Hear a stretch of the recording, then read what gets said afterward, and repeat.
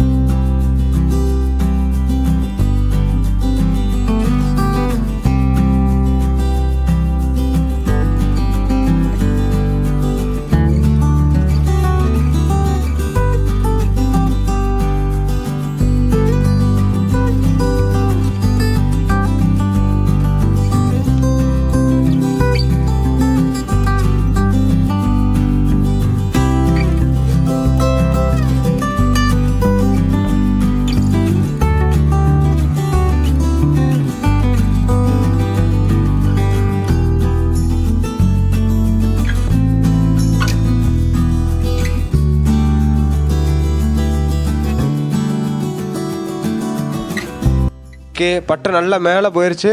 இப்போ நம்ம தந்தி விட போகிறோம். இந்த பாருங்கள், இதுதான் ஃபஸ்ட் தந்திங்க. தந்தி விடுறது பாருங்கள் எப்படி போகும். தந்தி இது மேலே போய் பட்டத்துக்கு போய் சேர்ந்துடும். இது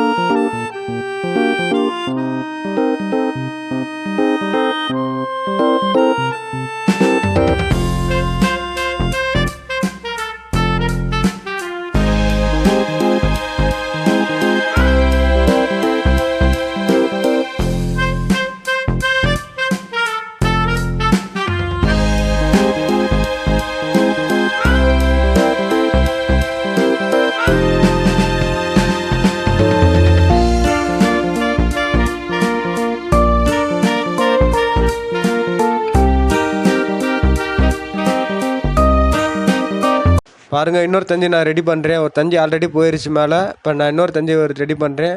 ஜஸ்ட்டு ஒரு பேப்பரை ஸ்கொயர் டைப்பில் ஒரு பேப்பர் வச்சு மச்சில் கிழிச்சு இந்த தந்தி நம்ம நூல் விடுறோம்ல, அதில் இப்படியே அப்ளை பண்ணி விட போகிறோம்.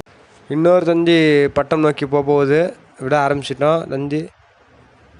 அந்த தந்தி முன்னாடியே ஒன்று விட்டது வந்து பட்டத்துக்கு போய் சேர்ந்துருச்சு. இன்னொரு தந்தி விடுறாங்க.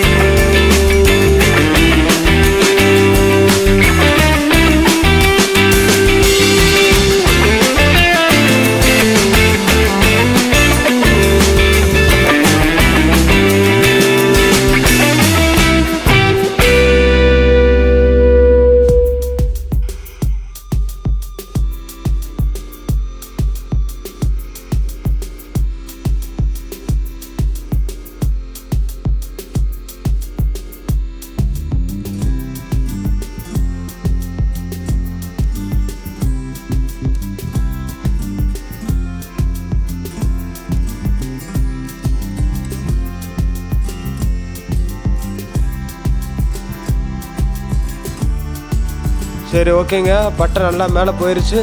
இப்போ பட்டம் வந்து இறக்க ஆரம்பிக்க போகிறோம். பட்டம் வந்து இறக்க போகிறோம்.